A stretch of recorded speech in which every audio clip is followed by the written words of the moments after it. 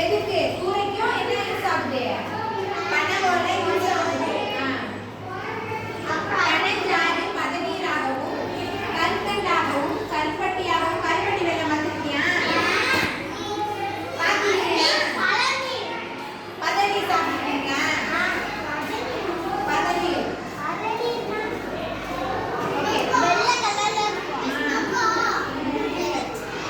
பனை மரம் எதை தாங்கும்